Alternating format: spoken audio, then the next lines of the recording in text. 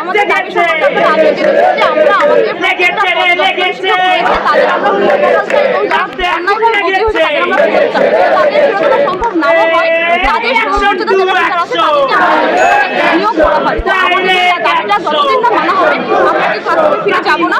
সর্বোপরি শিরাজিম কার্যত বন্ধ থাকবে, কোনো একাডেমিক কার্যক্রম এখানে চলবে, এটাই আমাদের।